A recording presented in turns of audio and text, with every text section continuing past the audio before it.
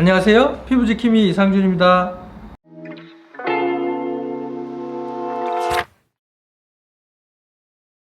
아침에 화장을 예쁘게 하고 오후가 되면 눈썹이나 마스카라 같은 것들 다 지워지고 얼룩이 생기고 아무리 단정하게 해도 번들거리고 이게 다 그 몹쓸 피지 때문이죠. 지성 피부, 그리고 여드름, 모공, 이것은 아주 치명적인 삼각관계입니다. 지성 피부는 대부분 모공이 넓어져 있고 넓어진 모공에서 피지가 많이 나오고 많이 나오는 피지들이 결국 여드름을 발생시키고 악화시키고 그것이 다시 모공을 넓게 하고 이런 악순환이 반복이 되게 돼 있죠. 피지가 많은 분들은 잔주름은 상대적으로 좀 적은 편이지만 번들거리는 피지 때문에 일상생활에 상당히 불편을 겪는 경우가 많습니다. 얼굴 피부에도 털 구멍이 있고 땀 구멍이 있습니다. 털 구멍을 우리가 모공이라고 하죠. 털이 퇴화가 돼서 없을 수도 있지만 기본적으로는 털이 들어있었던 부위를 모공이라고 합니다.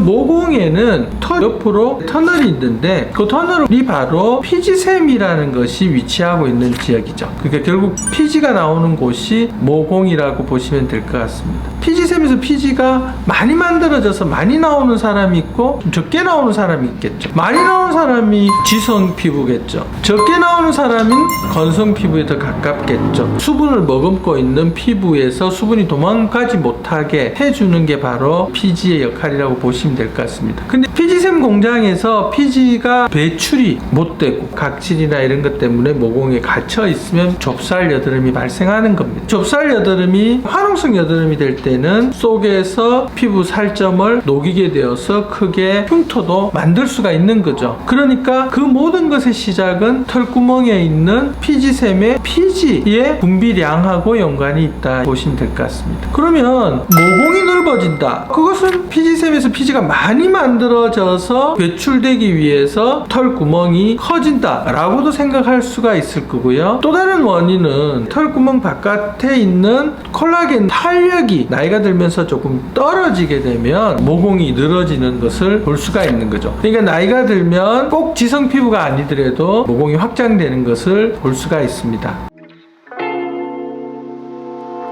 생활 습관이 중요합니다. 과음을 하게 되는 경우에는 피지 분비량이 더 증가하고 온몸에 혈액순환이 더 많아지니까 피지도 당연히 좀 더 증가하게 되고요. 그게 모공을 좀 더 확장시킬 수가 있죠.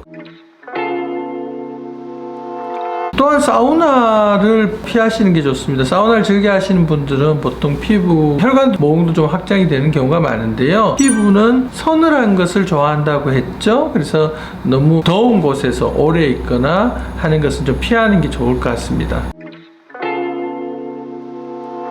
클렌징 몇 번을 강조해도 부족함이 없죠. 피부의 재생은 우리가 잠을 자고 있는 동안에 제일 많이 이루어지게 됩니다. 근데 특히 화장품은 유분기가 많이 있죠. 그 유분이 많은 화장품과 먼지나 노폐물 같은 것들을 그대로 두고 화장을 지우지 않고 수면을 취하게 되면 모공을 막게 되고 트러블을 유발하고 그런 것들이 피지 분비를 늘리게 되고 모공이 더 확장이 되게 되는 상황이 발생하죠.